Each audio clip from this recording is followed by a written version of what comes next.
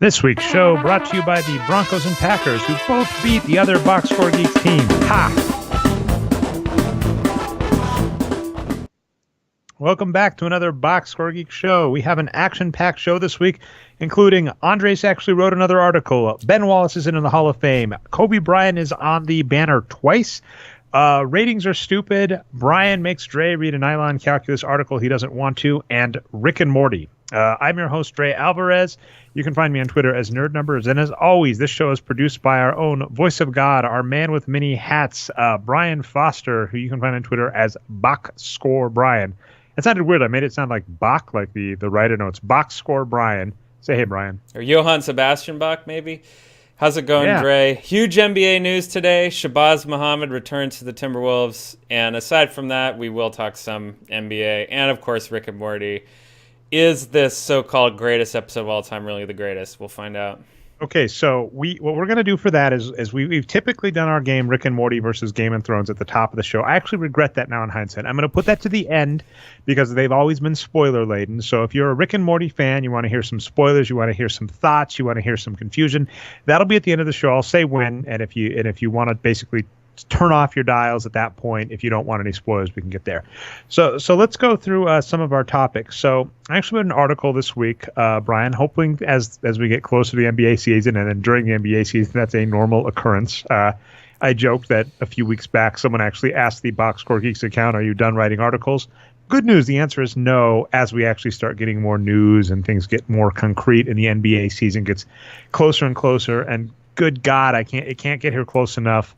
I've mentioned that the Kyrie Irving news has kind of sustained me for a bit, but we are hitting that territory of ratings, and I hate ratings. And we'll talk that later. Where it's you clearly when the NBA writers don't have anything to write about and they kind of just make up stories. So we're there now in the offseason. But the Kyrie Irving news led me to write an article about the Morris brothers. This was really interesting. We were talking about the Celtics, and I ended up looking. I had said on last week's show that the Celtics were, at least compared to the starting five they put out last season. So I'm not saying the starting five they could have put out this season with Isaiah Thomas and Amir Johnson, because both those players got older and Isaiah Thomas was beat up.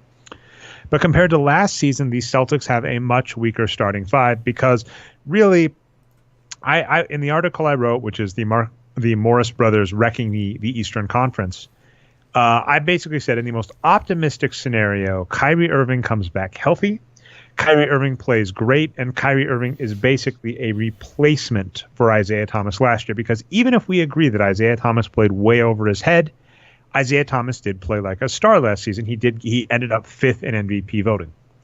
So that's a push. And by the way, this is a slight tangent, but the Celtics are a great team for it. Both Kyrie Irving and Al Horford are two players that early in their career we liked. Both of these players, Al Horford, we said early in his career played star level. And Kyrie Irving, we said he played close to star level early in his career. Both of these players had injuries that knocked him out like over half a season. Al Horford got knocked out a complete season, and Kyrie Irving, after the first finals run where he got injured, I think, in the very first game of the finals, missed, I think, half of the next season. Both of these players got injured, and after injury were not as good as they were. And this is just one thing that bugs me about the NBA. It's broken record time is when I talked about Al Horford in the article. It's like the idea that you have a player that looks great, gets injured, comes back, and isn't as great as they were is nothing new. And then the second part of that, this relates to Al Horford, is player looks great, gets older, isn't as great as they were. So I'm being ultra optimistic on both Kyrie Irving and Al Horford for next season in the NBA to think that they're a push for who did I say? I said Kyrie Irving and Al Horford. I'm being super optimistic saying they are a push for Isaiah Thomas and Al Horford last season, but we'll let that slide. Gordon Hayward we thought was an upgrade from Jay Crowder, except he's not that much of an upgrade. Jay Crowder's kind of snubbed. And it's kind of stupid. They could have just had them both, right? Like even Jay Crowder off the bench for 20 minutes is much more useful than what they ended up getting for him. And then finally, the major issue is that Amir Johnson got turned into Marcus Morris. And Marcus Morris, every time in his career he's been played as a power forward, is god awful. And last season he was a bad player, but he was as a small forward. So he's still bad as a small forward, god awful as a power forward. So the Celtics really they kind of pushed 4 positions and downgraded the power forward. So my point was, you're taking a really good-looking team, right? If you have 4 good starters, that is a great spot to be in. And they put in a horrible power forward, and that's going to wreck them. And the funny thing is, the easy example they can look at, a team they can already kind of view to have the exact same lens, is the Washington Wizards. And arguably last season, the Washington Wizards cost themselves the number 1 seed by playing Markieff Morris. And had they had the number 1 seed, they probably would have beaten the Celtics and gone to the conference finals. And while the Celtics did get blown out in the conference finals, what I feel is really important to note is Isaiah Thomas got injured in the semifinals and then was out for the entire conference finals. So, the conference finals was not truly the Celtics versus the Cavaliers.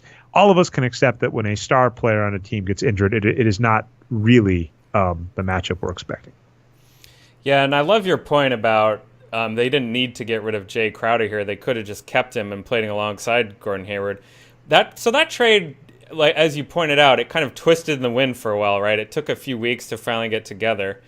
And during the whole time we were hearing people talk about it, it's just like Jay Crowder was a throw-in and not being properly referred to as maybe one of the best players in that trade. I mean, we consider him to be up there in the conversation with Kyrie Irving and Isaiah Thomas as just, really solid starting players that, are capable of playing at a star level at times, but maybe not always. But someone at the worst, a really valuable role player, that's someone you want in your starting lineup. And let's also not forget, Jay Crowder's on a really good contract. So, yeah, that's the whole part of it where they really screwed up, I think. Do you want to hear a really geeky metaphor for what Jay Crowder is? Sure. You a fan of Tetris, Brian? I'm not very good at Tetris, but I do like it. It's a good game. Did you not have TI calculators when you were in school, and that was a way to cheat? Actually, we did. Yeah, I did play Tetris in class a little bit, in high school, but I still didn't get good, unfortunately. Oh, fair goes. I think Jay Crowder is basically like the long 4, that looks like an eye piece, because it just fits anywhere, and that's so valuable, right? Because their other piece, that's part of the fun of Tetris, is that there are pieces that it's hard to get in at certain times, and that can screw you over if the situation is wrong. But the 4 piece, there's never a situation where you're not able to lay that down. Jay Crowder gives you so much flexibility in cap space because he's able to play the small forward and the power forward. He gives you flexibility. That you could have just done that this season, right? Play Jay Crowder next to Gordon Hayward. You're set. He's just so valuable, not just because of how good he is, but because of how much flexibility he gives you both in terms of cap and position. That's why it's so funny to see him so underrated in these trades, right? Because if you have Kyrie Irving and Isaiah Thomas, they both have the same issue, actually. If you have an expensive point guard that is a ball, I don't want to say hog, but that holds the ball a lot, that's both of their skills. A high usage player, Dre. We'll get into usage a little bit later. We've discussed this before. There is a significant difference between usage, which can mean shooting the ball and turning the ball over, and like player that holds the ball a lot, which yes, tend to be. So anyway, you're basically pigeonholed with what you're going to do with Kyrie or Isaiah Thomas, which isn't a bad thing because both of them are good players. But a player like Jay Crowder, just you have so much flexibility with what you're able to do with your roster and your cap that it's amazing. And the Celtics even, they wasted it, right? They had Jay Crowder, and what did they do with the extra money? They spent it on Al Horford. That's happened before, and it's kind of a shame. But yeah, I agree with your point. Jay Crowder is just an underrated part. But the bigger problem, and I'm actually going to kind of call this, I don't know if it's an Andrew Sutton rule, but it's just kind of a point that's come up a lot when we talk to Andrew. I hate the idea, like, no bad players on your team. It sounds like a really weird way to phrase it, but what I've noticed happen in the NBA, and sometimes this is for the right reason, you do a trade, right? You trade some pieces for a good player, and a bad player gets thrown in. A perfect example is Glenn Baby Davis was part of the trade for Kevin Garnett. Kevin Garnett's spectacular. Glenn Davis is horrible. Now, normally you would say, big deal, right? We have this guy on our roster. Who cares? The coach isn't going to play him. It doesn't matter. No, Glenn Davis got significant minutes on the Celtics, in part due to things like injuries to Kendrick Perkins. If you're a team, I don't want a bad player on your roster ever. So if you make a good trade for a good player and a bad player is tacked on to, nope. I don't ever want you signing bad players as backup players that are just going to be bench warmers. Nope. There's always this risk that a coach is going to play him, and that's what happened, right? I didn't actually have a problem trading Avery Bradley because the reason they traded Avery Bradley was specifically for cap room for Gordon Hayward. They let go of Amir Johnson. they traded Avery Bradley to get Gordon Hayward. Now, remember, this was pre-trading Jay Crowder, so that would have left them with Isaiah Thomas, Marcus Smart, Gordon Hayward, Jay Crowder, Al Horford, which is a fine starting five. And then you could arguably, even with Isaiah Thomas out injured, you could have done other things such as played one of the rookie players or played Marcus Smart as the point guard and played a different two guard. There are lots of options. So I didn't have a problem with this. But the second you put that bad player on your roster, you run the risk that they're going to wind up in the starting rotation. And I've seen this happen too many times. So if I'm running an NBA team, I make that cap dump, Avery Bradley for Marcus Morris, but the first thing I do is I get on the phone and I'm like, yo, do you want Marcus Morris for a second-round pick? We'll give you some money. Yeah, and the mistake that both of these teams are making here, and of course we're talking about the Celtics and the Wizards by putting the Morris brothers into their starting lineup, breaking this Andrew Sutton rule of no bad players. I think that teams just really drink the narrative Kool-Aid too much about trends, and they don't take the time to actually measure things. And what I mean by that is the stretch four, right? I would bet that if you ask, NBA insiders, why do people think the Morris brothers are even belong in the NBA, let alone as starters on teams that could challenge for a division? Well, I think it's because they fit this role, right? They fit the stretch four, that, they're big men, I'm going to use this in quotes, but they can also take outside shots, right? Well, I have two problems with that. Number one is they're not very good at taking outside shots. They're kind of average three-point shooters. So, why so it doesn't even help you that much. Number two, they don't do what big men do. So they don't rebound very well. They don't protect the rim very well. So in going out to try to stretch the floor more, they don't even succeed in doing that, but yet they create this huge weakness in the middle. So it's like a dual problem. And if they just have to measure the effects of what these players actually do, not just look at them and say, stretch for 1,000,000 minutes, Jeeves. You can't do that. I've got 2 points on that. So another geeky analogy is I'm a huge fan of Stan Lee, who was the editor and everything at Marvel Comics. He's written a lot of your favorite characters. We can get to debates about how much creative ownership he has of them, but he is part of he was a big name behind building up the Marvel Comics brand back in the day. And of course, from the beginning of time, Marvel and DC have been rivals. And I remember reading about Stan Lee, and he would joke and say he would hear about meetings over at DC, and when Marvel was beating them, in DC, instead of noting maybe, hey, they have really good stories and really good characters, they would say things like, Marvel beats us because they have more red on their covers, or they have better titles, or whatever. And Stan Lee said a game he would play is whenever he heard about one of these stupid things, he would immediately start doing the opposite just to prove them wrong, right? He would stop using red on the covers.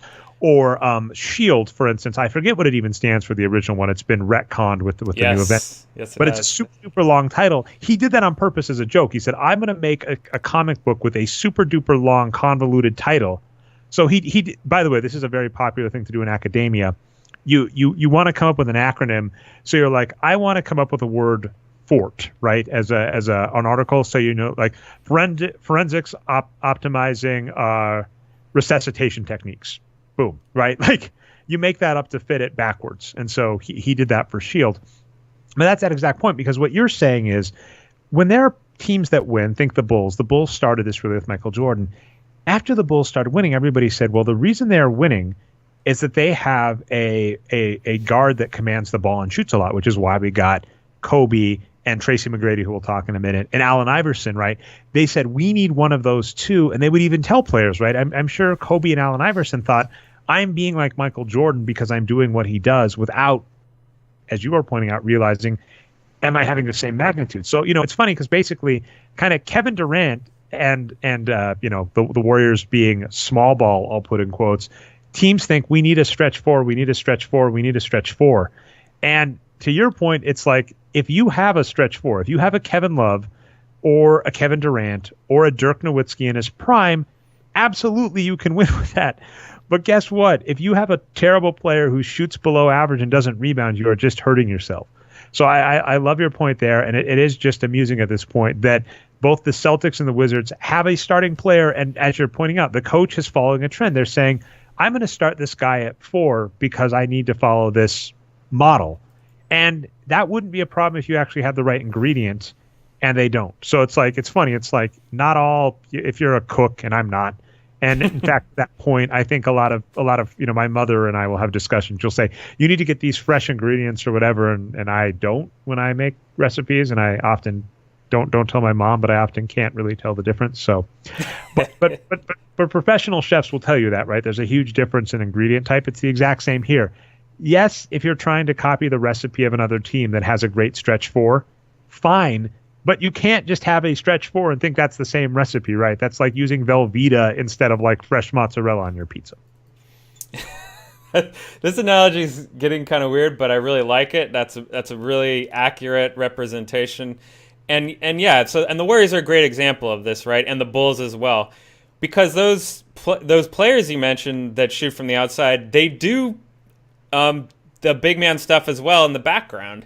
And that's really important. You just can't forget about that. Okay, so let's see. Where did I want to get us here? So the Morris Brothers wrecking. I'm trying to think of anything else. I mean, that is pretty cohesive. I just thought it was funny. It's always. I hate to give away like a secret as an author, but it's just always fun to find similarities between players. That's just a fun thing to do in the NBA. And I found it incredibly amusing when I was looking over this that 2 of the top 4 teams in the East have the exact same problem, and it's the exact same initial and exact same birthday. Yeah, and it's funny that other brothers tend to play the same way too. Like we talk about nature versus nurture. That's tough for brothers because they have the same genetics and probably the same upbringing. The Plumleys are kind of similar. The Curry brothers are kind of similar in size, as well for both those sets of brothers. So, yeah, it's funny how both Morris brothers are bad, but they're getting paid, so I can't feel too bad for them. Yeah, they both got drafted top 10. They're both getting paid money. They're both starting on teams. So good. We never. That's the exact point. I keep going all over the place with comparisons. In one of his books, Richard Feynman talks about how when he was working at Cornell, he felt really, really bad because he didn't think he was worth the money he was getting. And then his kind of cathartic method through it in this chapter is that, you know what? They hired me. They knew what they were hiring me for. It's on them to tell me if I'm not doing up to stuff. As long as, the way he phrases it, as long as I'm doing my best, if I'm not as good as I think I'm supposed to be, fine. But it's on them to make that decision. They made the decision to hire me. They make the decision to keep me around. That's fine. And one thing I've always liked about Richard Feynman, I don't think other people have necessarily read this view because I know a lot of people view him as very arrogant in his writing. But there are times in his writing that I really love reading because he's a genius. He's a Nobel Prize winning scientist where he has a lot of self-doubt and he has a lot of concerns about how he did things the wrong way. And I really like that. I think it's worth noting to anybody that wants to be successful that even successful people, they're not 100% right 100% of the time. Anyway, I don't have a smooth landing from that to Ben Wallace, except when we're talking about stretch 4s and people valuing the wrong things. I got to give a really big shout out. I'm going to have to find the article. I may write up about it, Brian. But yay points. So we talked Ethan Sherwood-Strauss last show. Ethan Sherwood-Strauss, he would be first ballot Hall of Fame and the Wages of Wins Hall of Fame for me, I think, because he named the yay points theory, which was something, one of the most perfect crystallizing ways to sum up Dave Barry's work when it came out, which is just the NBA overvalues points and it misses great players at times like Ben Wallace. Ben Wallace went undrafted. Ben Wallace is a 4-time Defensive Player of the Year that, the Pistons let walk to keep Rasheed Wallace because they thought they needed scoring. Ben Wallace is the epitome of kind of a lot of the work at the Wages of Wins and Boxscore Geeks, which is these little things matter and people miss them in spite of the fact that they're great, and it's because they're so busy focusing on points. Now, unfortunately, that was the opening part of Ben Wallace's story. The bookend of that story is unfortunately equally appropriate. Tracy McGrady got voted into the NBA Hall of Fame first ballot. And at the time, I didn't really have a problem. I shrugged my shoulders and said, you know what? He's close to 100. Depending on where we place him position-wise, Tracy McGrady is a 100 wins produced player. So we think he's a pretty good player. we don't really have a problem with him being in the Hall of Fame. We don't know if we'd put him first ballot, but shrug my shoulders. That was until I realized that this Hall of Fame class, the eligibility was open to both Ben Wallace and Tracy McGrady, and Tracy McGrady got in, and Ben Wallace didn't. And if you're looking at accolades, there are kind of two differences. Ben Wallace made 4 straight All-Star games when he was with the Pistons. Tracy McGrady made a total of 7 All-Star games. So that's 3 All-Star games. Tracy McGrady led the NBA twice in scoring back-to-back. Ben Wallace was Defensive Player of the Year 4 times, led the NBA in rebounding twice, led the NBA in block shots once. But basically, we can see the difference. Tracy McGrady got in because of his scoring titles. Ben Wallace somehow did not get in despite being tied for the most Defensive Player of the Year awards. And to me, that is egregious. So like I said, unfortunately, Ben Wallace was the start of the yay points theory. And unfortunately, the yay points theory is even going to persist past Ben Wallace's retirement. It is egregious that Ben Wallace isn't first ballot. I cannot believe that this happened. Yeah, I mean, he's one of the best players of all time, according to Boxscore stats. He's up there with some of the other top centers. I mean, obviously we can't measure wilt, but he's up there with David Robinson, Hakeem Olajuwon, and a few others. Shaq, obviously. So, yeah. Just to jump in, when you say we can't measure wilt, what Brian means is, unfortunately, the box score isn't complete. It wasn't the box score didn't have offensive rebounds until 1974. Box score did not have turnovers, which are a huge part, until 1978. And we did not have the three-point line in the NBA until 1980. So Wilt Chamberlain played in an era that was both different and one where we can't measure everything because it was, I meant to say blocks too in 74. So yes. Blocks and offensive rebounds were added in 1974. So we are not able to gauge how all of Wilt Chamberlain's stats the same way we were later.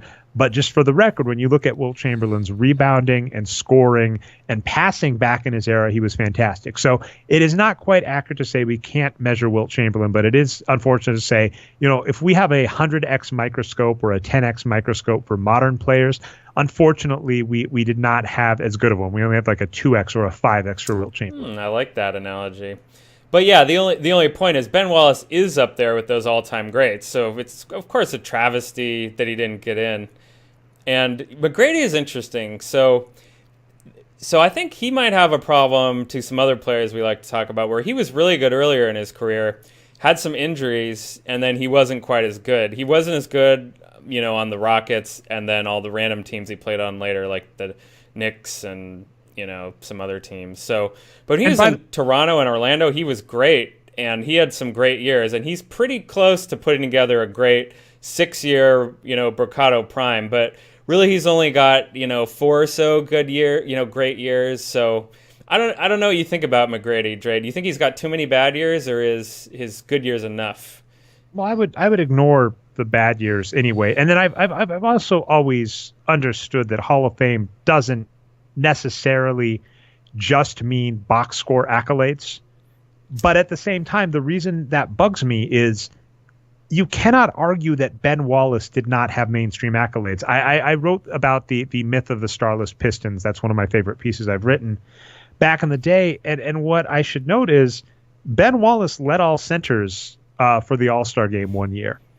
Ben Wallace is a 4-time Defensive Player of the Year that made All-NBA and All-Defense. You cannot argue that Ben Wallace wasn't a star, is my point, right? A player that I'll give you that this is a hard one. I think this player in our world would be first ballot Hall of Fame. That might come up in a future post or video. Is Cedric Maxwell, who played for the Celtics early 80s, I think for their first title, maybe their first 2. I think he got traded before 1986. Now, Cedric Maxwell is freaking amazing according to the box score numbers, and he has the unique distinction of being the only player to win Finals MVP and not be in the Hall of Fame. However, if you run down Cedric Maxwell's resume, he doesn't have all-star games. He doesn't have all-NBA. He doesn't have all-defense. He doesn't have any of those mainstream accolades to put on him. And what bugs me about Ben Wallace is he has all of those accolades. And if those aren't good enough, and here's what bugged me. I tweeted this out this week, and this might, again, I know I'm going to repeat this fact in several future articles. Of the 9 players to win multiple Defensive Player of the Year awards, 3 of them are not in the Hall of Fame. That is ridiculous. Every single eligible player that has won a scoring title in the NBA, and scoring title meaning led the league in points per game. And I forget the there's thresholds. You have to play so many games for it to count. So, you can lead the league in scoring if you miss 20 games, even if you don't necessarily lead the league in points. It's points per game. Every single eligible player that has led the NBA in points per game in a season is in the Hall of Fame. Whereas 3 of the 9 players, and by the way, of those 9, I'm assuming like Dwight Howard is a shoo-in first ballot, but of those 9 players, 3 of them, those 3 being Sid Moncrief, Mark Eaton, and Ben Wallace, are not in the Hall of Fame. And all 3 of those players are eligible to be in the Hall of Fame. So that to me is just the most ridiculous part. And to me, it also says the Defensive Player of the Year award is bullshit. I mean, I hate to point this out, but if you can't make the Hall of Fame winning the most Defensive Players of the Year awards, if that's not enough to make you first ballot, then you might as well tear up that effing award. Doesn't mean anything. And it's funny because the Boxscore Geeks and Wages of Wins for years, we've had 2 simultaneous criticisms that I find hilarious. The first is the Boxscore Geeks, the Wages of Wins, undervalues rebounding. The second is you guys overvalue players like Dennis Rodman and Ben Wallace. So is what it is. But yeah, I mean, I'm not going to do too much more. I'll probably actually try and write a post at some point, or this will definitely be filler for an article or post, a list of some point. But just I had to get out. I was, you saw me, I think you retweeted a few of them, Brian. I was going on a rant on Twitter as soon as I realized Ben Wallace didn't make the Hall of Fame. I didn't realize that, which, you can call me stupid. I don't follow the Hall of Fame too closely, but him not making the Hall of Fame first ballot behind Tracy McGrady, because that's the other argument you could have, right? Adrian Dantley is a player we think was snubbed from the Hall of Fame. It took him like 20 years to get in, even though I think I'm not 100% certain on the stat. I'll look it up. I believe he leads all NBA players in scoring for the 1980s. It wasn't Michael Jordan, it was Larry Bird. Adrian Dantley led the NBA in total points in the 1980s. You don't just mean net points. You mean irregardless of efficiency. And he was very efficient. I think if you ask who scored the most points in the 1980s, it's Adrian Dantley. Ooh. Additionally, he has 2 scoring titles in the 80s. So Adrian Dantley, for me, I was like, how the hell is this? Like, this is your guy. How is he not in the Hall of Fame? But he got in, right, eventually. And you could make the argument, well, the voters weren't as nuanced as we are now, so they missed him and it was a mistake. But because we have modern voters and we basically gave them Tracy McGrady and Ben Wallace next to each other, and they picked Tracy McGrady and not Ben Wallace, I can say modern voters are stupid. There you go, Brian. Yeah, it's like, what do you have to do? Like, if you have mainstream success and box score success as a scorer, you're going to get in. But mainstream defensive success is just not enough, I guess. You have to be a mainstream scorer. Well, and he had All-Star. He was first ballot All-Star, and he got the most votes out of the center. So it's kind of ridiculous. It's the fans loved him. He was on a team that led the league in attendance. It's like that's what bugs me, is that you cannot argue. There is no measure of fame that you can't say Ben Wallace didn't qualify as, and made 6 straight conference finals, was on that Chicago Bulls team that upset the repeating hoping to be defending champions Miami Heat. I mean, I don't know. So that I've said this before. It's the same as Jimmy Butler not making the All-Star game this year. It's like there are players that I am content to say, fine, you snubbed him. I don't like that you snubbed him. DeAndre Jordan not making the All-Star game. I don't like that happened, but I understand why. Ben Wallace is a player I'm like, you have no excuses. And if you come to me with many of your common complaints about defense, etc., I'm just going to say bullshit. If Ben Wallace doesn't make first ballot Hall of Fame, then I give you no credence. Speaking of overvalued Hall of Fame players, Brian, you and I had 2 different points on this. We didn't talk too much so I'm actually excited to hear you get your thoughts out. The Lakers are going to retire Kobe Bryant's jersey. No complaints. However, Kobe Bryant wore 2 numbers while he was with the Lakers, 8 and 24. And so the Lakers are going to raise both of his jerseys from the rafters after he retires. Bullshit. Sorry to curse so much in honor of you, Patrick. I'm cursing for you. You get one. That the Lakers is one of the most hallowed halls with some of the greatest names. You got Jerry West, the literal icon of the NBA, right? That's based on him, the NBA logo. You got Wilt Chamberlain, you got Kareem Abdul-Jabbar, you got Magic Johnson, you've got some of the greatest names in NBA history hanging from those rafters. Kobe Bryant does not get 2 jerseys from those rafters. I mean, except he probably will. I'm going to give a shout out. I'm going to try and find this really quick on my Twitter follow on my Twitter feed, Ryan, just to get the name right. Sorry about that, but I was just going to say that one of my followers mentioned why don't you just give him one banner and then put number 8 on one side, and on the flip side put number 24. That was David JM, who is 6ix. I hope I'm getting this right. 8T8 on Twitter. So there you go. That's fine too. Or put one jersey and have both 8 and 24 on it. But BS, do you give him two jerseys hanging in the jersey? Okay, so let me see if I can get this right. Is it basically that he's not twice as good as those other Laker greats? Is that the main criticism? That they're kind of representing he's twice as good with twice as many jerseys? We'd argue he's half as good. I mean, if we're doing the math, we would argue that you should make those jerseys a fourth of the size of some of those other Laker greats if you're going to put them next to it. So if you're talking in absolutist, nerd terms, like I was with the Morris brothers, you need to measure things. Okay, I'll go with you, the guys there, but I'll give a counter argument as well. I mean, if you're the Lakers, you spent so much kissing Kobe's ass. Like, you paid him $20 million or whatever his last season or two to play for them when he was a terrible team, and that was holding back their rebuild, by the way, like keeping them bad for another extra years just to do this Kobe fan tour. They possibly ruined D'Angelo Russell and other young players on the team by their development. Yeah, I mean, they're going out of their way for this Kobe fan service. Like, is this really that out of character for other things Lakers have done? Like, I mean, making their rafters weird is way less than just ruining the actual team for a few years. It doesn't sound like you're disagreeing with me, but it is funny how the recent Lakers ownership has just gone out of their way to basically they hope Kobe thinks they're cool, which is funny to me, right? They've hurt their roster, they've hurt their rookies, now that they're snubbing other players. I mean, don't forget, one of the weirder stories was they promised Kareem Abdul-Jabbar a statue outside of the Staples Center, and it took way longer. And don't forget that Kareem Abdul-Jabbar leads the NBA all-time in points, leads the NBA all-time in MVPs, went to 5 finals with the Lakers, has as many finals as Michael Jordan. I think you're right, and we've discussed this before. The Lakers have a weird thing, I think, where they really like the idea of their homegrown players. They really like Magic Johnson, and they really like Kobe, because in their eyes, these are players that they drafted and they developed and they made, and they really don't like Shaquille O'Neal and Wilt Chamberlain and Kareem Abdul-Jabbar and Pau Gasol. At least they don't get the same kind of.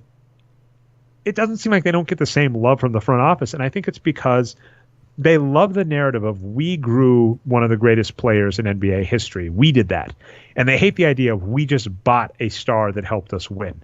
So I agree. Like, this is not out of line for Kobe Bryant, right? This is with what you're saying, right? He was injured and they gave him a $50 million contract before he'd had an MRI or whatever, right?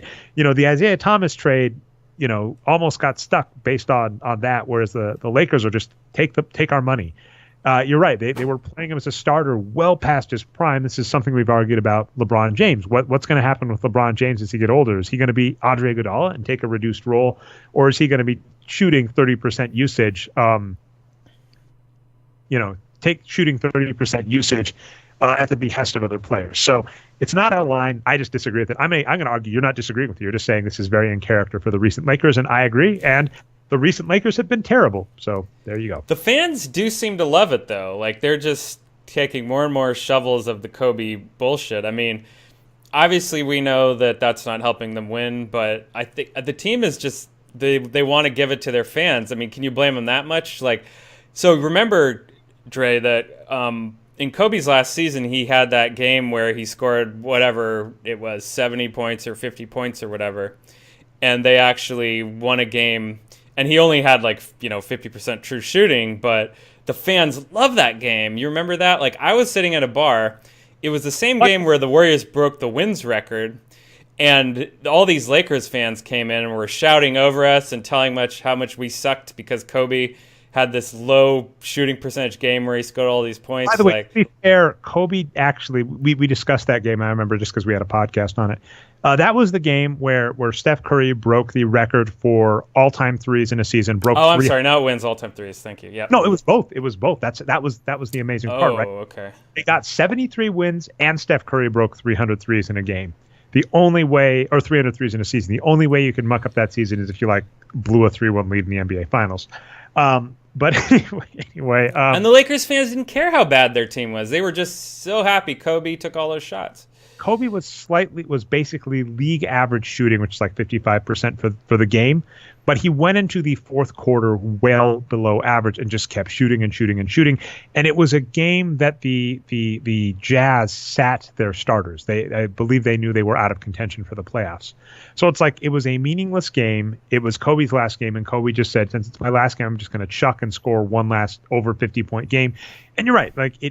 Fans feed on the narrative except with their wallets. And so that's the funny part. When it's Twitter, when it's mainstream, whatever, fans just buy into it and it just perpetuates. So you're right. It's like what's the word I'm looking for with food? It's empty calories, right?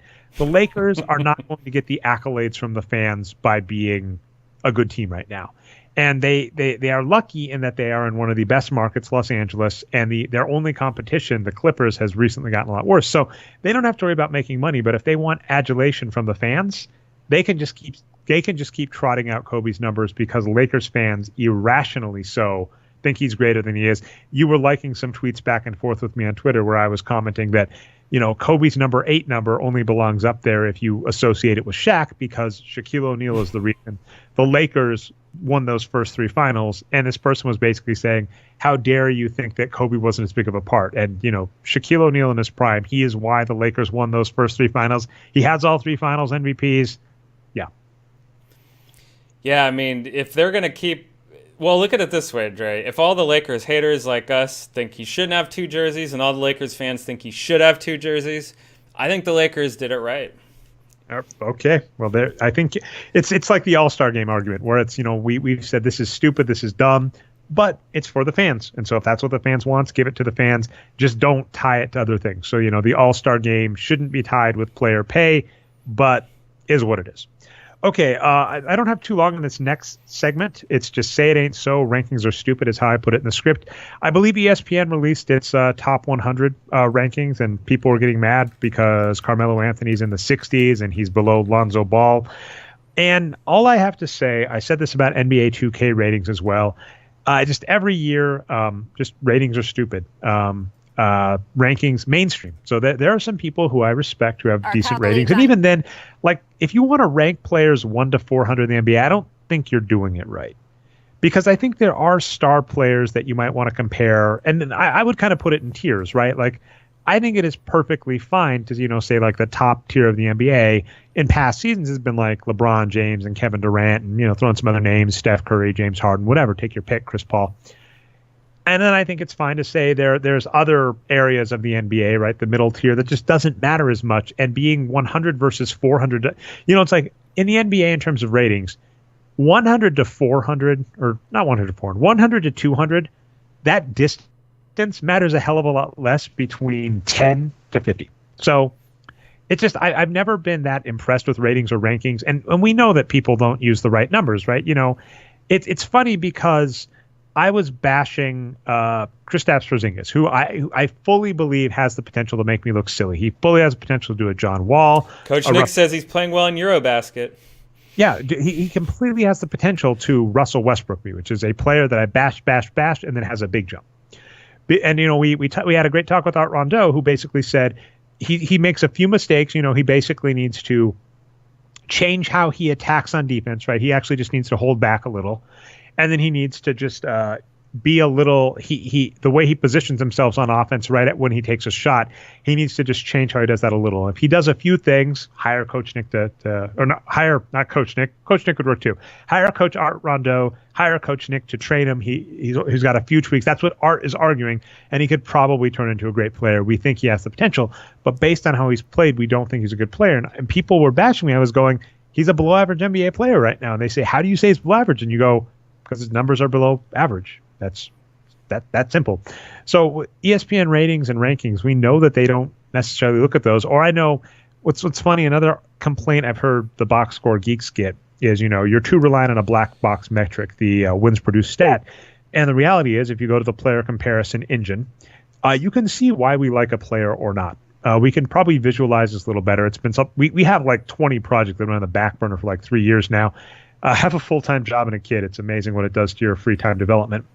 But I can look at the wins produced stat and tell you why we like or don't like a player. And I can agree with arguments about why we might be over or undervaluing that player. But I've noticed a lot of people just latch onto RPM, and I guarantee you, they can't tell you why RPM likes that player. So I've noticed a lot of players with black box statistics or just eye tests, and I've got to talk about the eye test some more at some point, Brian. And they just make these ratings, and I go, there is no rhyme or reason to these, and I don't care. And we are in the part of the offseason where this is a big deal and big news. And as we were mentioning last week's show, this is the part of the offseason I hate because it's basically, I love, and it's a lot like Game of Thrones. Pre-show, Brian, we were talking how Benioff and Weiss are fantastic at adapting George R.R. Martin's work to the screen, but they are horrible at coming up with their own stories in the Game of Thrones universe. And so that's why, for instance, I didn't like season 7 as much as previous seasons, and why after the books were done, which I believe would be season 5, or season 4, things started to seem to get a little worse, and fans have had that complaint. And even George R. R. Martin has thrown shade at the show in terms of some of their decisions. So it's very much the same thing here. I think NBA writers can make fantastic content if you give them NBA games to watch and analyze and discuss. But when you ask them to just make up their own stories, it's a lot like Game of Thrones without George R. R. Martin. So that's where we're at. And that's my taking on ratings and rankings. You have anything to say on that? Oh, I've got a lot to say. Well, first, everything's subjective. I've heard a lot of people say the opposite about Benioff and Weiss versus Martin, that Martin kind of sucks at writing but is great at world building. I haven't read the books, to be honest, so I don't have an opinion. I'll let your opinion stand on that. But it's just the only reason I bring that up is it's funny how people think differently about that. In terms of the rankings, though, I was just showing a little while ago. Let's bring it back up here. So this top 100 rankings, right, comes from ESPN. And I've got this ESPN YouTube video up here of ESPN commentators commenting on the ESPN rankings and what people think about them. So they've set up this whole kind of meta feedback loop, right? We throw out these rankings, everyone talks about them, everyone hates them, including our own guys at ESPN. And like you said, this is kind of a low point. So what other NBA stuff are they going to get trending out there on social media right now? So I think that's kind of what they're doing. People love rankings, they love lists. There's a reason BuzzFeed, is a website. They're breaking news recently aside. And ESPN's picked up on that, and they're just, they know this is going to generate a lot of eyeballs for them. Yeah, it's more of the Kobe Bryant empty calories. Exactly. That's a great way to put it. I was going to say, I definitely want to get to Rick and Morty, and so we got one more topic. So do you have anything else to say on that before we get into your question on the nylon calculus piece? I'll make one comment about the actual rankings. Dwight Howard being 47th is pretty ridiculous. He had a good year last year, and for him to plummet all the way down, they got that one wrong. It is an interesting one where I think Dwight Howard may end up 2, 3, 4, 5. If he plays well in Charlotte, I'm going to be curious if there have been as many players in NBA history that have played at his level for 5 different franchises. Because I think even Shaq, right? Shaq would be Orlando, LA, Miami, that's it. After those 3, he's not as good. I don't know if there have been that many players that have hopped that many franchises and played at a top level. Because, we thought he was like top 20 last season. And he actually he had his best rebounding percentages, rebounding rates, and best true shooting since he was really young. He did fantastic last season. Yeah, and we've talked about this before, why Howard bounces around so much. I guess it's just a perception that he's immature with the way he handled, that Texas offseason between Dallas and Houston, and maybe the Lakers situation as well. I don't think anyone thinks he's a bad guy or a jerk.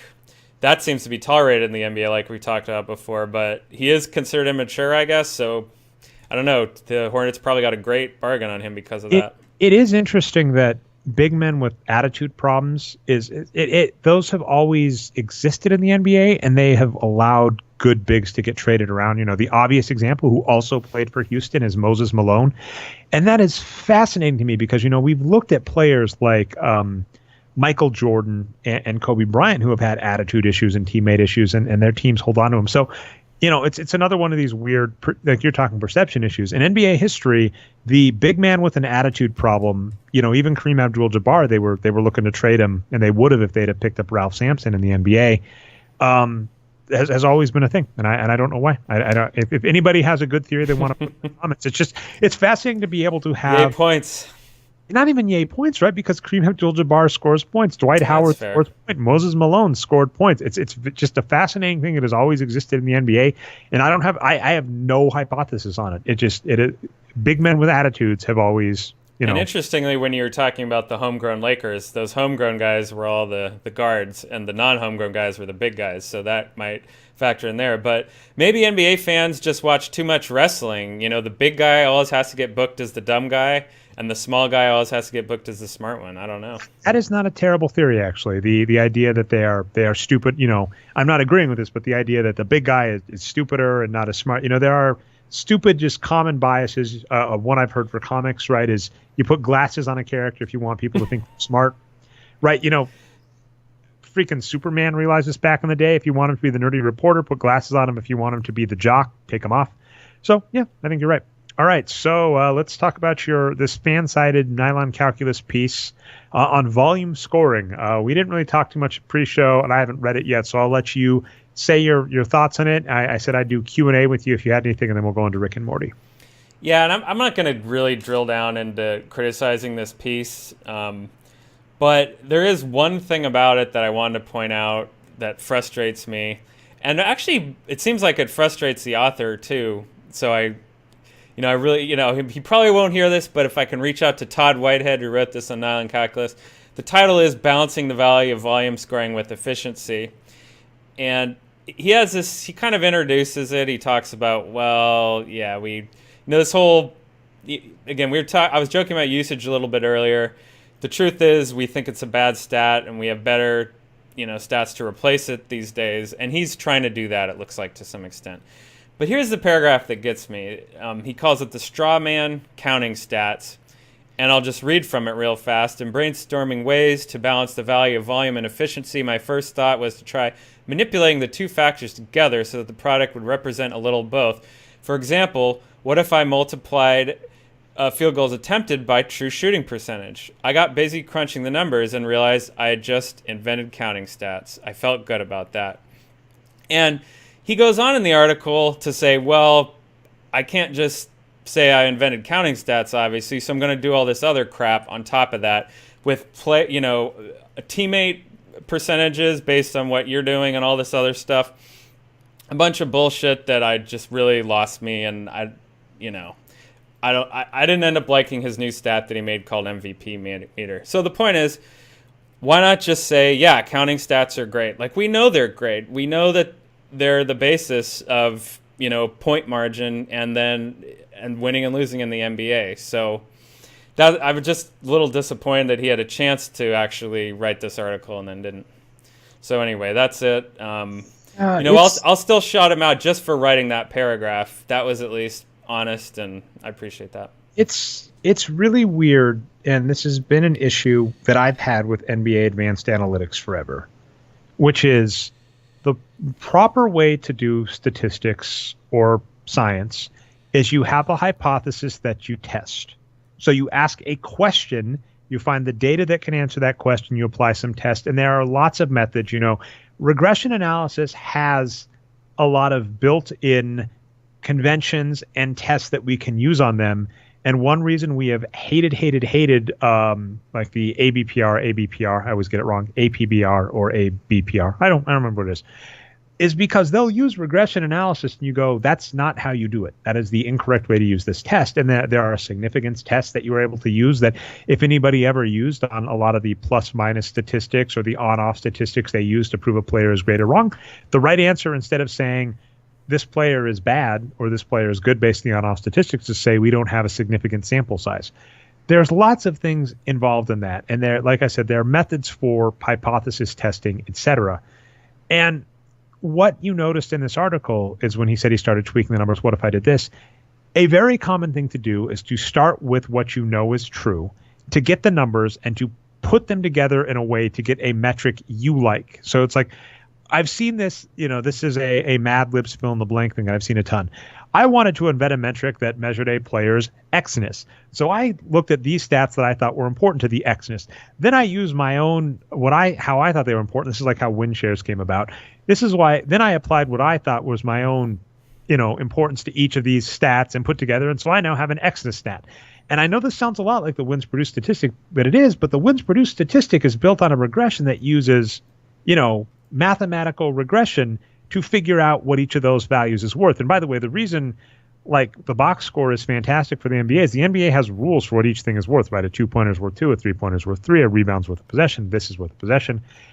That's very straightforward. You can just mathematically, you're familiar with this term, right, Brian? If you're playing like Dungeons and Dragons, or I'm sure a lot of video games, min-maxing, right? Where you just the best ways to tweak your character or to tweak whatever to get the the maximum amount of damage on the minimum whatever. That's very common, right? To just game the rules. The NBA has rules. So I really hate this technique of I wanted to invent a stat and here's what I thought was important and I put it together. And it's just too damn common. And what you pointed out about this article, and so many of them come close to, is I started to invent this statistic that I came up with. But then I realized that I had to account for why Kobe Bryant is the greatest. So I had to factor in a usage thing. And that happens all the damn time. And that's just the wrong way to do it. And it's why I keep calling us the Get Off Our Lawn podcast. That's why I've just been against the direction of NBA analytics forever, because so many of them go, I came up with this new metric. This new metric didn't value Kobe enough. So I tweaked the metric to value Kobe more. That's not how you do it. But unfortunately, we're at the point where that is how they do it. Or you just use, another, this is called confirmation bias. What I've seen too many people do is now that you have wins produced and win shares and PER and RAPM and RPM and BPM and TPA, which is built on BPM, lots of statistics, lots of alphabet soup. If you have a player, you just search for the one that says you like them. And now when you want to write an article about the Ben Wallace point, right? If I want to write an article about why Ben Wallace is great, go to wins produced and go to defensive player of the year. So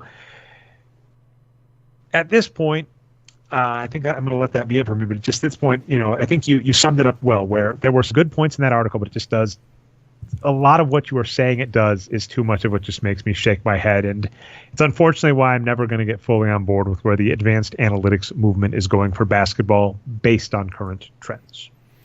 Yeah, and the last thing I have on this is I'm usually a little more charitable than you are for some of these analytics articles.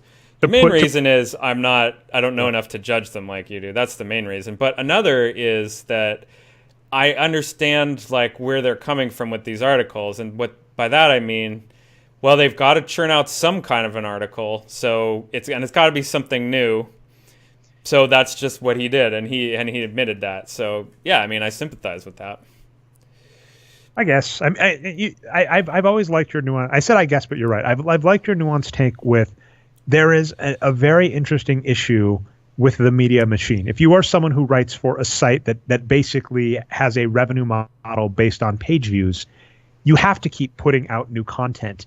And it's funny. I've talked to Dave Berry about this. A lot of times these stories we tell are the same story, and there are times where that can get boring. I'll give a lot of credit to cartoonists. There's a great quote, I believe by Charles Schultz, but I'll just say a cartoonist made the point, being a cartoonist is drawing the same thing every day differently, which I love. And I mean, a lot of sports is that, right? There are only so many times you can tell the story, shooting efficiency, good, bad shooting efficiency, bad, getting possessions, good, right? I've spoiled our secret sauce, Brian. That is the secret sauce to many of the Wages of Wins Boxscore Geeks articles. So I get it. You've always had that nuance, Nick, and you're right. It's not 538 can't say you really need to give us 2 months to do a comprehensive research stat on this, and we'll get back to you in 2 months after that player's hot stretch is over, after the season is over, after the playoffs is over, or more boringly, by the way, the numbers we crunched on that basically say it's inconclusive. We can't tell you anything. You can't do that. So you have to come up with a story. And being a good author is that But the rough part is being a good data analyst is being able to marry the two, to be able to tell a good story with the stats. And I find of that balance, too many people go with I'm going to stick with the narrative and not really make the stats work within the narrative. I'm going to make the stats work the way I like them. And it depresses me, but it is what it is. And you're right. That is. I had no soft landing there, Ryan. Are we ready to go to Rick and Morty? Let's do it. All right, so this is what's interesting. We played the game Rick and Morty versus Game of Thrones. What was annoying, was frustrating, is Game of Thrones. So Rick and Morty started way before Game of Thrones, right? Episode 1 came out as an April Fool's Day joke, but then they waited 3.5 months before Episode 2 came out. Game of Thrones started before Rick and Morty, so annoyingly they could have lined them up so we could have done this every week, but there was only like a 4-episode overlap. So Rick and Morty is a 10-episode season. Game of Thrones was a 7-episode season. Every week we were saying the episode of Rick and Morty that is on versus the episode of Game of Thrones that was on. And essentially, for a very funny reason, Game of Thrones tended to win because they got to pay off like super long season arcs. Game of Thrones finally introduces the dragon, or we finally see the Night King, and the Night King turn. Oh, by the way, full-on spoilers for both Game of Thrones and Rick and Morty. I would say if we're probably done talking NBA, we might have a shout out or two. But if you don't want to hear Rick and Morty spoiled, just turn off your earbuds now. Okay, so but Game of Thrones, we'd see the Night King. The Night King would introduce a dragon. We'd hear about Jon Snow really being a Targaryen. So all of these great payoffs that was really hard for Rick and Morty, that was doing silly jokes about the Avengers or whatever to compete. Well, if Rick and Morty and Game of Thrones, if we line them up episode 1 to 1, 2 to 2, 3 to 3, this would be Rick and Morty's episode 7 compared to the Game of Thrones season finale. And you and I might disagree on this, but this episode of Rick and Morty, I think I would agree with the argument. It's probably one of the best of the series run, if not the best. And I would argue it beat the Game of Thrones season finale. This was an amazing episode. I love this episode of Rick and Morty. Yeah, no, I loved it too. I guess here's my only hesitancy is I saw basically everyone come out and say the same thing you did. This is the best episode ever. And my response is, this episode is so complicated and just packed full of stuff that I watched it a second time. You said you watched it a third time. I think I'm finally starting to get parts of it, but a lot of it I don't know if I can really judge it because it's such a dense episode. So we're kind of evolving here. You didn't heed our warning and are still listening just without watching it. You should just go watch. I bought the season pass to Rick and Morty. It's, I don't know, $15 or something. Just it's worth doing. It's amazing. And then I think you can usually. I don't feel bad about this because I actually paid for the season, Brian. Sometimes I've been behind, and I'll watch it on YouTube because I don't have cable. But I don't feel bad about that because I've legitimately bought all of the episodes. It's worth your time to watch Rick and Morty. If you have Hulu, you can catch the first 2 seasons, and then it's really, really easy to find episodes for this season. Okay, so the premise of the show, they make a joke at themselves where our Rick and Morty, so this is a multi-dimensional show, so there are multi-universes, there are many Rick and Mortys. The Rick and Morty that we've been following through these 2.5 seasons say they are going on a self-contained adventure to the lost city of Atlantis. Our camera doesn't follow them. Our camera follows them to the Citadel of Rick. For those of you who don't know, Rick Sanchez is arguably the smartest person in the universe. A bunch of the Ricks got together and made, basically a floating planet that has all of the Ricks and all of the Mortys, and made their own kind of, I don't want to call it a utopia. You'd never call that, where a bunch of the Ricks and Mortys live. And then earlier this season, our Rick teleported it into an intergalactic base. I can see what you're saying, Brian. This is a very deep episode. And basically destroyed it and killed a bunch of Ricks. However, they're repairing it. And so we go to the Citadel of Rick. And there's a very similar episode of Master of None this season where basically they're like 4 or 5 interlapping stories where we follow 4 or 5 different Ricks and underneath a big overlapping story. The big overlapping story being there is an election going on to elect the new president for the Citadel of Rick, and then it turns out there's actually a Morty that is running, and everybody thinks he's going to lose. Spoiler alert: he ends up winning. But then we also have a police Rick, that is going. They basically did a Training Day homage where there is a Rick traveling around with a Morty, a self-hating Morty who hates other Mortys. There are obvious undertones where they make comparisons to where he's calling other Mortys animals. So obviously the racist undertones. We have a story about a factory worker, Rick, who works in a Willy Wonka-ish factory and cracks because he's not getting represented. Let's see, what other stories? We have our story about Morty running the election. I think those are the four major ones, and there are some other Rick stories. And then there's a story about some Mortys going to an academy where you learn how to be a Morty, learn how to be a proper sidekick, and they have a Cerberus Snape Rick teaching them. So this is really a Stand By Me story, though. It's the Stand By Me Mortys. It is a Stand By Me, which is great. They replaced Will Wheaton with a lizard boy, which is funny because all the other characters. Will Wheaton was in Stand By Me. I watched that like 10 times too. Will Wheaton, and by the way, you got to give it. I love that they actually did get a Stand By Me kind of because Jerry O'Connell. Did I get the name right? Yes. He is in Sliders, which is the first multi-dimensional jump world to world, lots of versions of you show. So I'm glad they got a Jerry O'Connell reference in the show. Okay, so you have these four different stories going on, and they each have a self-contained story that's very good. It's basically a Rick that's actually sensitive towards Morty, but his partner is a Morty who hates other Mortys. And he's like the Ethan Hawke character in Training Day, basically. It is, yeah, Ethan Hawke and Denzel Washington Training Day. Yep. Then you have a factory worker at a Willy Wonka factory that's upset that he's getting overlooked for promotion, and what is we can talk about that more.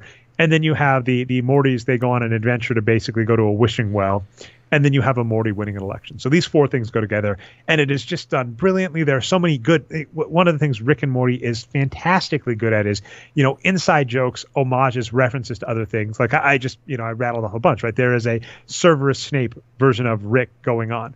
So much of this episode is great. And I'm going to give away the big payoff. So again, we've given you like 4 spoiler warnings. But earlier in season 1, there was an episode where Rick is being framed for murder of other Ricks. And it turns out that there is a Rick that is killing all the other Ricks and is on a planet of Mortys being tortured because Mortys being tortured create a field where you can't track them. But it turns out, though, there isn't an evil Rick that's killing other Ricks. This Rick has been, and this has been confirmed, by the way, this Rick was being controlled by evil Morty. That's what he's been known as. And at the very end of the episode, they realize that Rick's been getting controlled, the now dead evil Rick. And they go, oh my God, who is controlling him? And we see Morty wander off into a crowd of other Mortys and destroy his eye patch, which had the controlling device. And this is something like season 3, episode 1, I think, is this one you're talking about? It's like season 1, episode 5. We made Rick and Morty has had no problems having major plot points in the middle of the season. So this is 2 seasons ago, and people have been like, when is evil Rick? When is evil Morty coming back? So the end of this episode, they did it brilliantly. As the episode ends, the evil Morty music starts playing, and a Morty that tried to assassinate the evil Morty, who is now floating in space because he was shot into space. We see him float off, and then we see some papers that float up that reveal that the Morty that we've been watching win this election by saying very tolerant things and mainstream stuff is actually the evil Morty. It was brilliant. I loved it. So you said a lot. I agree. It was a very dense episode, but that's what made it great, Brian. I thought it was the best of the season. Yeah, it was amazing. There's so many small... Well, first of all, like you said, there's so much great writing and dialogue in it. So many fan service Easter eggs and references. They even had "Get Swifty" written in graffiti on the wall of the crack house and and stuff like that. So nice you noticed that because I watched some recap episodes where they were saying things you may have missed. So I didn't notice that. I watched it 3 times. I did not notice that, but yes, that did happen. That is awesome.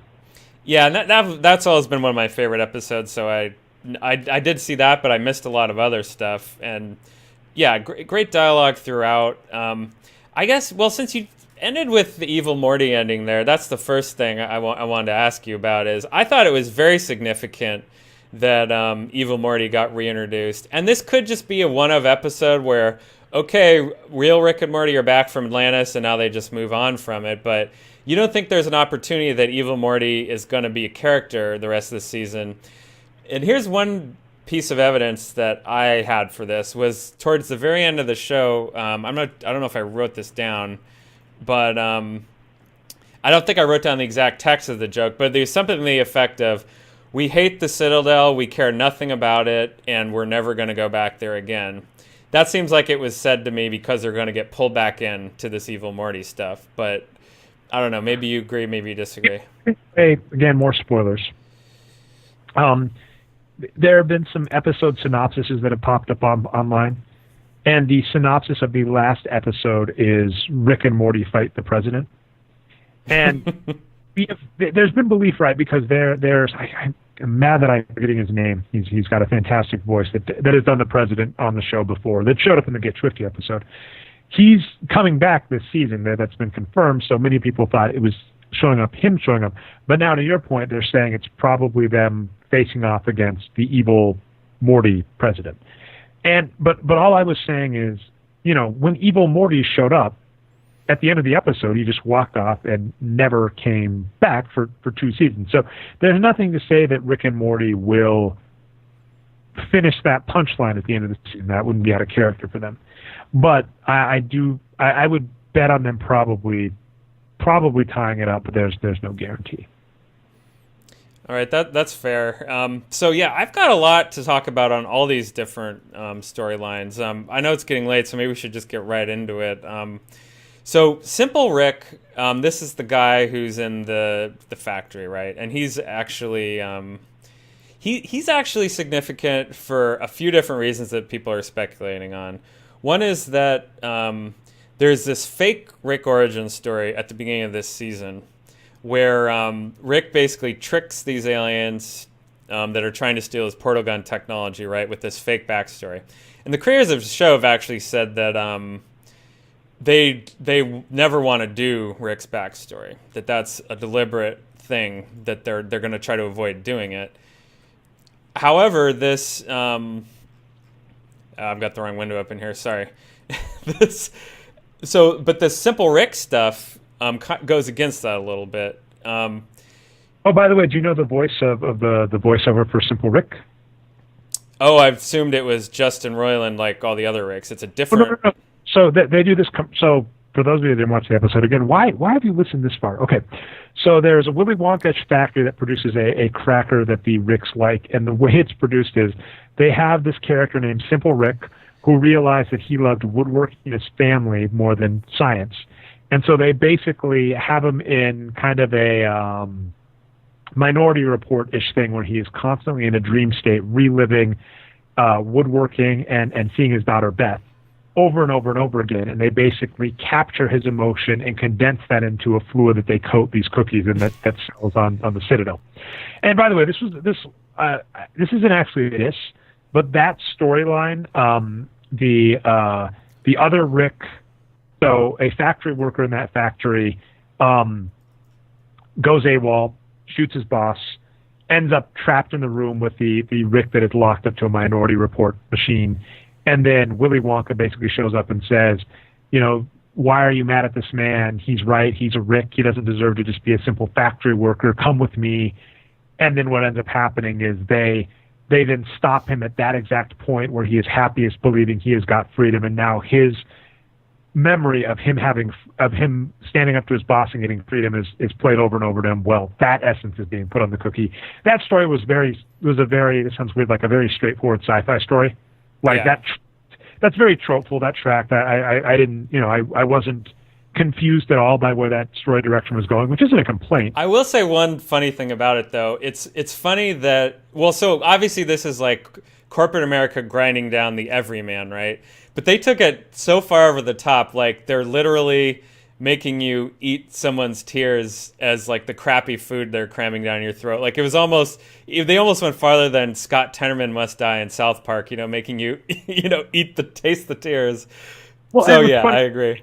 So, but anyway, there's a commercial exploiting this, and yes. That is Sam Elliott. Sam Elliott does that voice. Yes. Which is amazing. Is it just, again, I love this episode. So amazing. Okay. So anyway, other points on that plot line. Right. So, There's a few fan theories here. I tried to read some of them. There's actually a couple from this Heavy.com article. Heavy.com's an okay pop culture site. I go there sometimes. I'll give them a small shout out here. So okay, we'll check that out. But So this simple Rick looking like Rick's fake origin story from earlier in the season, what they're saying is this means that it could be a fake origin story, and maybe it's a double agent, and there actually is some truth to that origin story about Simple Rick being the real Rick. That's the first one. One thing to give to that episode. So in episode 1 of the season, the Galactic Empire is trying to get Rick to reveal his technology to them. And so they're in his brain, they have some mind device where they're in his brain and they want to go through his memories to learn his secrets. And that, again, that's a very classic sci-fi trope thing. There's an episode of Babylon 5 where they're doing something similar. Although they have psychics on Babylon 5, like in that episode where they're trying to break Sheridan, why didn't they just bring a member of Psy-Corps? Sorry, Brian, don't want to get off on that tangent. Okay. But Rick is in a diner and he's looking out and viewing some of his memories from afar. And we do see an image of Beth and her mother in front of a big blast. So we don't know exactly what happened, because at the end of the episode, Rick does create an origin story, as you mentioned, that he shows the alien. But what he reveals is that origin story was fake, and he was using it as a method of hacking their system. Right. But we do see Beth and her mother in front of a big explosion. And so we don't know what happens there. And then, of course, that's led many to say our Rick, the Rick we've been following on the show, isn't our Beth's Rick, which, by the way, isn't false either, because in our show we've already seen Rick and Morty basically ruin the world once and just hop to a dimension that is essentially right next to it. That's a common theme that has shown up because it's a multiverse. The Citadel of Rick is basically the point. There's an infinite number of Ricks, so all of the Ricks that are super genius time hoppers that also believe Rick is the best and that all the Ricks need to band together have formed their own society. So that basically tracks. So that's the theory we've heard, that our Rick, because the backstory we are given is that Beth says Rick left a long time ago and he's finally back. The belief is the Rick we're seeing now isn't the Rick that left long ago. It's a different Rick that was in another dimension where Beth was killed and has now come back. By the way, if you wanted to go with the fake origin story we're given, which is another Rick shows up, tries to give Rick the portal technology, Rick says no, and then that Rick throws a bomb into his dimension that blows up Beth and her mother. An interesting flip back would be if our Rick hopped back to the dimension that Rick was from, and that is that Rick's Beth. But again, as you pointed out, we are told that memory is fake, so we don't know. Yeah, and there is kind of a counter to that, which would be that because, our Rick has clearly been to this Citadel a lot, then he would know about the Simple Rick commercials, therefore have all this Simple Rick information that he could use for his own backstory, which is kind of interesting. So either way, I kind of feel like, especially considering the type of show that Rick and Morty is, compared to, say, Game of Thrones, which is, theoretically a more serious, dramatic show, even though Rick and Morty has moments like that, I think that this just kind of opens the can of worms further, and we just really don't know. And it could mean something more, or it could just be us getting fucked with, and we really are never going to get Rick's origin story, like the creator said. To your point, too, don't forget the beginning of this episode, he said, come on, Morty, we're going on a self-contained Atlantis adventure. He goes, wouldn't you want to see a bunch of stories about what's going on at the Citadel? And he goes, no, that's a stupid idea, and anybody who thinks that is a good idea is stupid. And if they're not one of those people, they're one of the millions beholden to them. So this is a show that frequently breaks the fourth wall. And to your point about they did that a lot this episode. Yeah, getting effed with. This show very much does we know what we're doing. We know the story we're telling you, but at the same time, whatever. It's interesting. I mean, we've done a decent overview, and I've said I've liked it. I feel we might just end up in recap territory, which is fine. I mean, but at the same time, I think I would just say go out and watch it. It's a 22-minute episode. I think we've already talked like 20-plus minutes on it. So do you have any last thoughts? Mine is I'm just going to copy Noob and say, God damn, such a good episode. Such a good episode. Yeah, I mean, the rest of it is I'm just trying to kind of see where they're going and how they're trying to tie it to current events. Just overall, so all these storylines and really depressingly and with not much hope. And it almost feels like the creators are trying to reach through and just put their thoughts out in a really direct and depressing way. And I mean, the biggest example is, with the Stand By Me, the four Mortys, Slick Morty commits suicide by jumping into the wishing tunnel or whatever it's called, which turns out to just be a garbage chute. And the kids just have no hope for the next generation, right? Same with this factory story we talked about. There's no hope for the blue collar guys. He gets totally screwed. And then, well, I'll let you jump in, but then I'm going to say something similar for the political stuff too. It was such a poignant, like, I loved that. I mean, again, what's fascinating about this episode is I'm not good enough. Like, if we had EJ Fisher, he could probably tell us a lot of the stories and tropes that know these more. But, you know, I've read a lot of sci-fi and I've forgotten a lot of it. That's the key. But a lot of these followed very similar conventions. And I would compare this a lot to, like, Asimov. What a lot of sci-fi I've loved has had these poignant stories where, you know, the end of the story isn't happy. And, you know, that's one of the funny things that people kind of loved about Game of Thrones and more recently it seemed to be less of, where it's turned more fan fiction-y. But these just, like, they're people in this crazy world, right? And then the end of the story is very nihilistic. What they didn't matter, or they can't win. Like I said, it feels very Asimov. There are a lot of Asimov short stories about robots that are similar. So I maybe it's just like the taste, right? Like, I love that taste of science fiction, but they're so damn good at it. So that's kind of my take on this episode and the series as a whole. Yeah, so if you expect they do come back to the story, then, I mean, we'll have to see. So, like, you know, Training Day, Cop Rick and Cop Morty, you know, in the end, Cop Morty ends up dead, right? Cop Rick kills him, just like Ethan Hawke kills Denzel Washington. Oh, I haven't actually watched Training Day yet, so funny. Oh, sorry. Well, yeah, that's what happens is statute of limitations on spoilers. The 20-year-old movie or whatever. Oh, it is not. Oh, no, it's probably more like 15. I'm sorry. Where if it's 20 years old, I'm going to be 15? Are you kidding? Oh, Ethan Hawke's got to be pretty old now, but he can't be the bright-eyed young cop. But also, it's closer to 20. Oh my God. I'm glad. Actually, I'm not glad I said that. That's depressing. But anyway, Training Day is great. Like at the beginning, it's kind of like, is there shades of gray with cops versus criminals and all that? In the end, it just turns out, one cop's corrupt and evil, one cop is not corrupt and not evil. So it's a little disappointing in the end. But that's what happens, right? The good cop kills the bad cop. So the same thing happens here. And he gets off scot-free, even though he did all these bad things himself, sort of, even though he was trying to be good. And just nothing happened to him. He gets pardoned. So I don't know. Is this supposed to be like Joe Arpaio, or the system's taken over? Because the political thing goes the same way, right? Like this evil Morty who ends up becoming president. There's some aspects of Trump to him. There's some aspects of Hillary Clinton to him.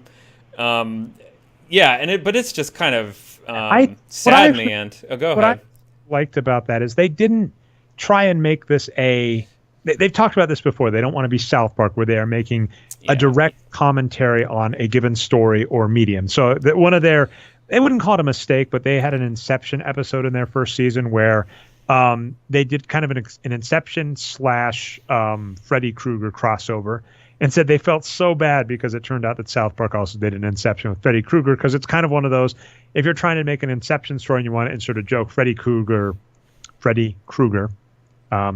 lends itself very well. So they don't tend to like just doing one-to-one make fun ofs, right? Like South Park has done that. Like South Park has done a Game of Thrones episode where they basically just say, here's Game of Thrones, but we're going to put our characters in a scenario about it. And somehow they're doing, I think they're fighting Xbox versus PlayStation, and that's their different houses or whatever. So they don't tend to like doing it, but they do definitely like we're going to put our characters in a universe. We'll put them in a Purge universe or whatever. So they have fun with that. So I thought the political stuff was good because there aren't one-to-one comparisons. They definitely make jokes, right? They have the comb-over candidate, and then as you pointed out, there are shades of Trump and Hillary in this, and then the fact that like the end you got it, the dictator Nazism, dictator fascism at the end thing. You've always got to have that. But again, they didn't make it a real-world one-to-one story comparison. They just took elements from it, and then also just elements of classic, sci-fi and whatever. That scene where the evil boss is at the front of a table, and he's got, this is Spectre, like Inspector Gadget, James Bond, Spectre, Blofeld in the front, and you've got this group of henchmen next to him, and he makes a comment about loyalty, and one person steps out of line, and he presses a button, and it kills him, or in this case, he snaps his fingers. And I rewatched that season. It's like an automated laser shoots everybody that isn't on his side. That's very common. So, to your point, it's like, I think you don't have to overthink it and say, what is the exact comparison? What were they trying to do? I think it's more fun to just say, well, they did take elements and make some pokes and jabs at the election process and things that happened. They did make it its own story, which I loved. Again, why Well, the show? I was going to go in a slightly different direction, actually, although I do agree with most of that. I think they do come down being pretty anti-Trump in the end. And here's the reason for that is because what are the time we're sitting in right now, right? We're sitting in this disastrous, first year of the Trump presidency where most of the country just feels like they're under a constant existential threat from all different directions because of the type of stuff he's doing. And that can lead to despair creeping in. And I think that's why throughout all the storylines here, and especially the political one, they're expressing their own personal despair, of the showrunners. Dan Harmon, and I'd assume Justin Roiland as well, very liberal. I mean, if you follow his Twitter. Yeah, so here was some of the things I was going to point out about that. The biggest one is that I thought was just brilliant was the 3 Rick newscasters. There was, and they were Rick, and I'm going to say their names because it's part of the joke, even though it's a little convoluted, but you know what I'm talking about. So basically, there's a newscaster named Rick 0716-B, and he's got like a little scar on his face, and then he gets joined by Rick 0716, no dashes at the end of his name at all, and he's better looking than him. So it's kind of like he's a better version of him, right? And he's not really cool with that at all. However, later in the show, there's a man in the field who is Rick 071C. And so he's got an even more fucked up face than the other Rick. And the implication is he's got a higher up number, so he's like farther down the food chain, right? He's like a crappier model, basically. And then after that segment, Dash B and then the other Rick just pile on C. They're like, this guy's a fucking loser. We hate him and all that. Even though we've already established that B and, regular 0716 are kind of not the same status. So this is exactly like Republican politics, right? If we can bring you in by pushing this other guy down even farther, even though we think you're below us, like, I thought that was a very transparent joke there.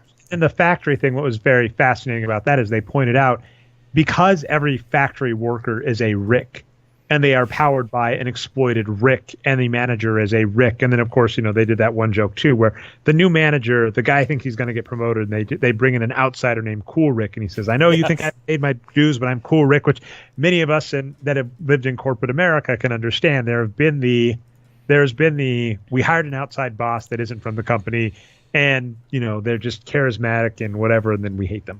So, but the point they made there is, and it's in one of Rick's or Morty's speeches about basically wealth disparity, and it plays much better in this universe because all of these Ricks are geniuses. All of these Ricks are like the same level.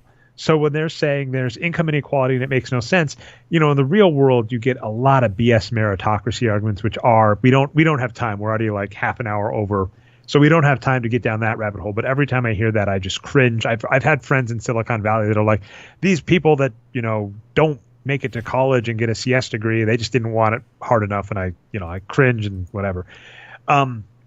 So that message plays much more perfectly in a universe where every character literally is a clone or other dimension or almost identical. And we've seen that point before where Ricks just hate other Ricks kind of arbitrarily, which I think is a very funny message because it's kind of a human nature point to your thing, right?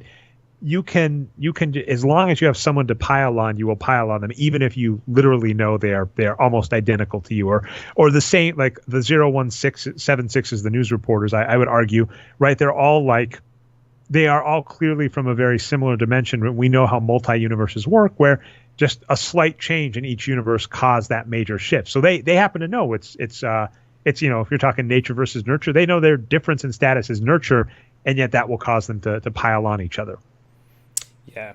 Well, what I'm talking about specifically is the Southern strategy that the Republicans started using under Nixon. We talked about this with Jonathan Weiler, right? Still going on today. And it's rare you get that reference in a TV show.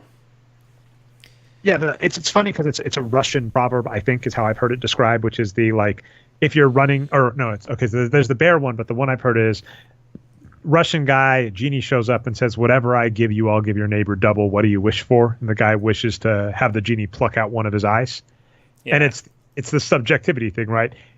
It doesn't matter if my status is horrible as long as my neighbor's is worse. And to your point about Republicans, again, this will be the most political we get into, though. It's a show all about politics. Like, as a minority in the United States, I've seen that, and it's such an annoying tactic where you can tell a bunch of disenfranchised people that have many of the same problems, right? The South, like Appalachia in particular, has a lot of the drug problems, a lot of the joblessness problems, et cetera. At this point, right, when I know it's a very annoying dog whistle that's been used on minorities about like single families. There are a lot of issues with single families now in low income parts of the United States, particularly the South.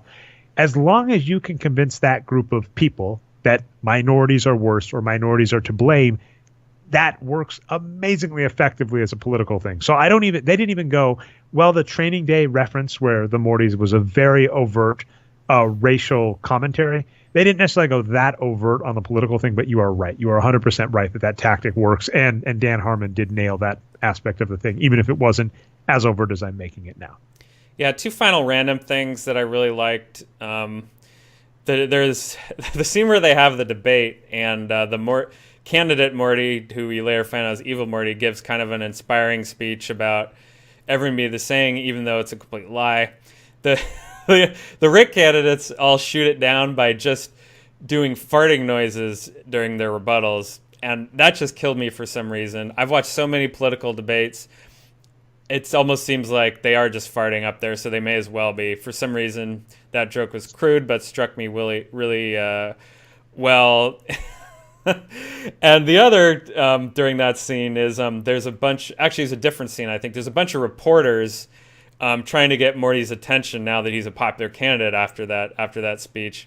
And there's all these Rick reporters talking over each other, saying Morty, Morty, Morty a whole bunch. And one of the funniest jokes in the show is how Rick talks to Morty and just says the word Morty, just the audio of it. So I love that scene as well, and I think hardcore Rick and Morty fans probably did too. So that's everything I have in that episode. I'll give one last interesting just throwaway thing I noted, which was in this episode, Morty fires his Morty campaign manager, who's another Morty, no meta.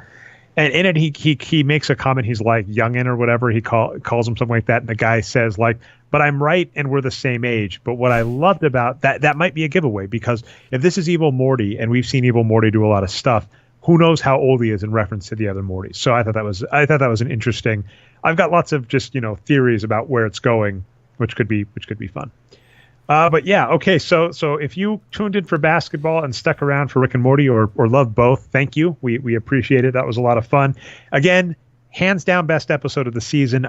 I gotta argue it's the best episode of the series. I don't know where you stand, Brian. I think you're right. It's a very dense episode, which is part of why I liked it. And then it had, it's funny because the metaphor was the Morty the Rick flavor in the candy, but this basically did have an old school sci-fi flavor that I just loved in the 4 vignettes. So.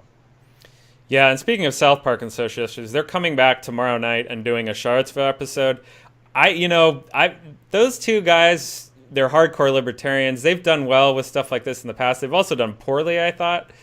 I think it'll be funny either way, but we'll see how they handle it. I'll be watching that episode. I mean, I've seen a lot of this where I think they're genius, and they have been able to distill a lot of funny pop culture things and make funny stuff. But it does eventually get annoying to have white people say, and I'm sorry to say white people, but the rich white guy say, who gives a damn, both sides are stupid, in areas where it doesn't affect them. And it gets, to your point about this episode of Rick and Morty being very disenfranchising, that's the point, is when something matters to you and you have someone it doesn't matter to say, who gives a damn, you go, I do. And if it doesn't affect you, then shut up. So that's been kind of the problem with South Park. When there are some issues they try and tackle where that is their attitude they take. They say, this is stupid because it doesn't affect me. And it's like, okay, that's not a take. That just means you're not interested in empathy, which is unfortunately a very common tactic that works effectively. I'm keeping an open mind. I think it'll be about 50-50 as to how well they handle it. But I think it's very likely to be funny, so we'll see. I'll give you that. It'll be funny regardless. Okay, let's hit shout outs. I'm gonna have to say really really quick because I know one of these we could go another 30 minutes on. So I'll just let you get yours out of the way. I have one, my easy one, my token one for every week, and then I'll let us out. Yeah, I'll throw in a really quick extra one, which is for actually it's related to this other one, but anyway. So we had Monday Night Football last night. We had Rex Ryan do his first game as a commentator, whatever. We also had Beth Mowens, could be Mowens, I'm not sure. She did a regular season NFL game as the play-by-play commentator, so that was awesome. And we also had a sideline reporter from ESPN Deportes, the Spanish language version, Sergio Dip, get in there and talked about it as well. And of course, the first time it was two black coaches in the NFL squaring off each other in their first games as coaches. So a lot of stuff happened there. A lot of criticism happened, but a lot of people leaped to their defense as well. So, I enjoyed all that, and, good luck getting in there, all those guys. But the other one I was talking about was Jemele Hill kind of there's a good Deadspin article, which is really what we're shouting out her here. And the title is ESPN issues craven apology for Jemele Hill's accurate. Oh, actually, I don't have the article up here, unfortunately. Accurate descriptions of Donald Trump. So, shout out to Deadspin and, of course, Jemele Hill there, and boo to ESPN. Yeah, that was rough, and I mean again to the South Park point when people go, it is just as offensive to call someone out for their behavior as them being racist or biased against them in some ways. No, I'm sorry. And if you don't understand, I'm sorry. If you want to talk more in earnest, I'd be probably not happy to, because I find most people that ask that legitimately aren't. But not enough time for it on the show. Yep. Okay, my two shout-outs. We have CJ McCollum, who, after all these ratings, made a great tweet that said, I think it would be funny to rank journalists. I'm sure some wouldn't care, but honestly, I think a lot of players would enjoy it. Bam, love it. Part of the most expensive backcourt we think is overrated, but funny comment. Then, of course, Dave Barry had another great article at Forbes. I believe this is his third. Again, this is my easy shout out every week. He talks about how women aren't being hired for coaching jobs. So the title is The Best Man for the Job. Teams should search for something better. You know what? You can hire more female coaches. You can hire more females in your front offices. He basically talks about how there is a very obvious bias in management, and sports are no different. So, good article. All right, that has been our show. We have been the Boxscore Geeks. If you found us not through the website, you can find us at boxscoregeeks.com. You can catch us every week live, twitch.tv/nerdnumbers. We go live every week, 9:30 p.m. Eastern Standard Time. Tuesday or Wednesday, we did it this week, Brian. We went Tuesday. I'm so proud of us. You can find us on iTunes and Stitcher, the Boxscore Geeks show. Subscribe, upvote. It helps us out. And if you want to catch recaps of the video show, you can catch us on channel Nerd Numbers on YouTube. I've been your host, Dre Alvarez. You can find me on Twitter as Nerd Numbers. Co-host, produce, man of many hats, Brian Foster. You can find on Twitter as Boxscore Brian. That's been our show, and we'll see you next week.